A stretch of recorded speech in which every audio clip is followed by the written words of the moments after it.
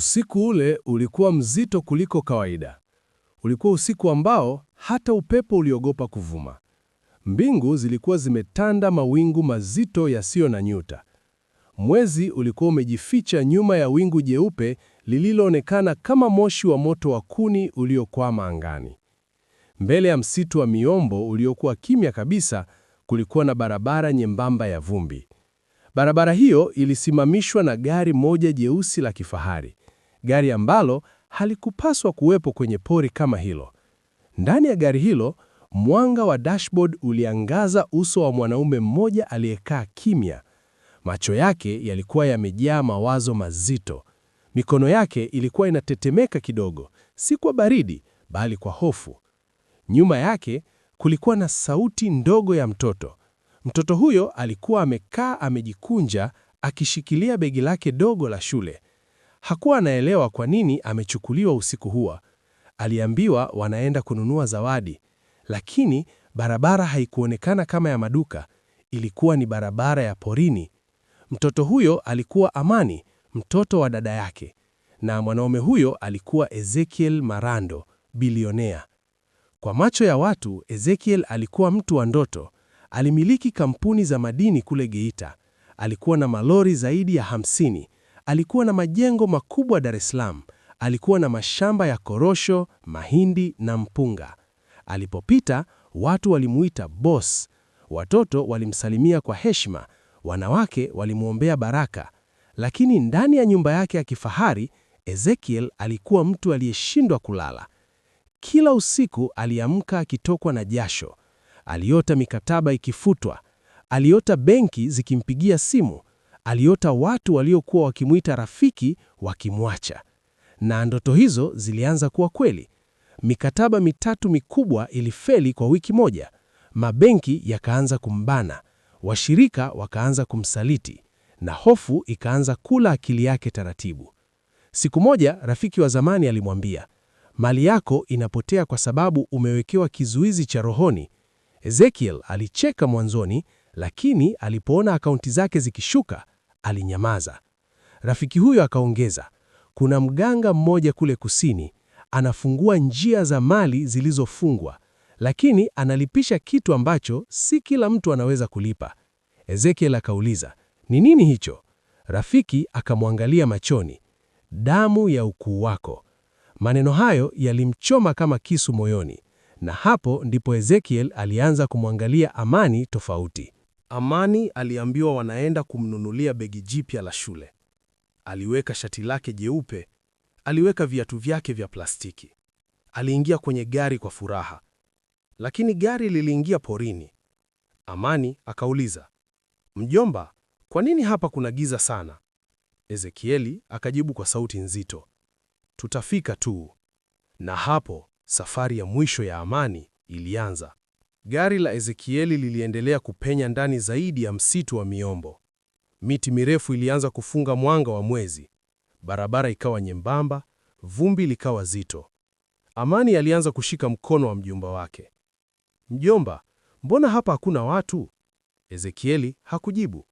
Aliangalia mbele, macho yake akiwa yamejaa vita ya ndani. Kila kilomita aliyosonga, moyo wake ulipiga kwa nguvu zaidi. Aliwaza kuhusu madeni yake, mikataba yake, majengo yake, heshima yake. Na kila wazo lilimwambia, "Rudi." Lakini sauti nyingine ndani yake ilisema, "Songa." Gari likasimama mbele ya kibanda cha udongo kilichozungukwa na mifupa ya kuku na mbuzi. Harufu ya dawa za kienyeji ikapiga puani.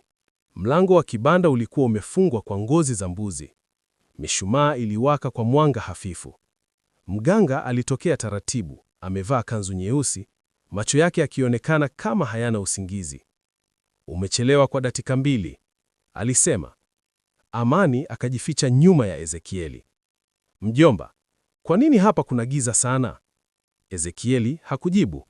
Aliangalia mbele, macho yake akiwa yamejaa vita ya ndani. Kila kilomita aliyosonga, moyo wake ulipiga kwa nguvu zaidi. Aliwaza kuhusu madeni yake, mikataba yake, majengo yake, heshima yake. Na kila wazo lilimwambia, "Rudi." Lakini sauti nyingine ndani yake ilisema, songa. Mjomba, tafadhali. Ezekieli alihisi miguu yake ikitetemeka. Mganga akamshika mkono Amani. Sasa mali yako inafunguliwa. Mishumaa ikazimika ghafla. Ukimya ukaingia. Ndipo Ezekieli aligeuka na kutoka nje. Aliingia kwenye gari bila kusema neno. Gari likawa na hakurudi nyuma. Siku 3 baada ya kurudi kutoka porini, simu ya Ezekiel haikuacha kulia. Kampuni ya madini ilimpigia simu ikimwambia mkataba mkubwa uliokuwa umekwama umefunguliwa ghafla. Benki ikampigia ikimwambia deni lake limeahirishwa. Mwekezaji wa nje akamwambia, fedha zimeingia, tuanze mara moja. Ndani ya wiki moja, Ezekiel alikuwa tajiri zaidi kuliko awali. Alihamia kwenye nyumba mpya, akanunua gari jipya, akarudi kwenye vyombo vya habari. Lakini usiku alianza kuota ndoto za Amani. Amani akimuita, mjomba, nipo gizani. Akaanza kusikia sauti ndogo ndani ya nyumba yake. Mara nyingine aliona kivuli cha mtoto kikivuka ukumbi wake, na usingizi wake ukapotea. Miezi 2 baadaye, ndani ya nyumba kubwa ya Ezekiel kulianza kutokea mabadiliko madogo ambayo kwa macho la kawaida yangeweza kupuuzwa, lakini kwa mtu aliyekuwa na hofu moyoni yalionekana kama ishara nzito za kitu kisichoeleweka. Mtoto wa Ezekiel mwenyewe alianza kuumwa ghafla. Mwanzoni ilikuwa ni uchovu wa kawaida. Alilala muda mwingi kuliko kawaida.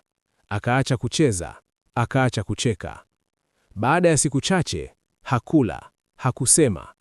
Aliangalia tu dari ya chumba chake, macho yake yakiwa wazi lakini yakionekana kama hayapo duniani. Mama yake alijaribu kumbembeleza. Watumishi walijaribu kumburudisha, lakini mtoto huyo alibaki kimya, kimya kisicho cha kawaida. Ezekiel alimkimbiza hospitali moja, kisha ya pili, kisha ya 3. Madaktari walimpima damu, walimpima moyo, walimpima mapafu, walifanya vipimo vya kila aina, lakini majibu yalikuwa yale yale. Hatuna ugonjwa wa kuonyesha. Usiku mmoja, wakati Ezekiel amekaa kando ya kitanda cha mtoto wake akimshika mkono kwa wasiwasi, mtoto huyo alifungua macho yake taratibu.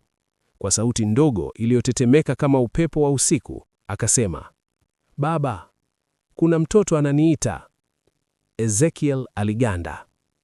"Ananiambia nifuate." Macho ya mtoto yakaanza kujaza machozi. Ndani ya siku 3 tu baada ya maneno hayo, mtoto wa Ezekiel akafariki.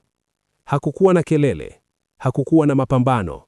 Alilala tu na hakuwahi kuamka tena. Ndipo Ezekiel alipoanza kupiga kelele kama kichaa. Alipiga kelele ndani ya hospitali, alipiga kelele njiani, alipiga kelele nyumbani. Alivunja vitu, alianguka chini, aliomba kwa sauti ya mtu aliyepoteza akili. Bila kupoteza muda, alikimbia kwa mganga. Akiwa choka, macho yamevimba kwa lia, akapiga kelele, "Nirudishie nilichopoteza, nirudishie mtoto wangu, nirudishie maisha yangu." Mganga alimwangalia kwa macho baridi bila huruma. Kisha akamjibu kwa sauti nzito yenye uzito wa hukumu, "Sadaka ilifungua mali, lakini damu huomba damu." Kuanzia siku hiyo, Ezekiel alianza kupoteza akili.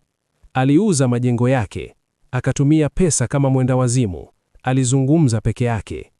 Siku moja, alipatikana amekufa mbele ya kibanda cha mganga, akiwa amekumbatia mfupa mdogo wa mtoto. Na simulizi hii ikatikisa mji mzima.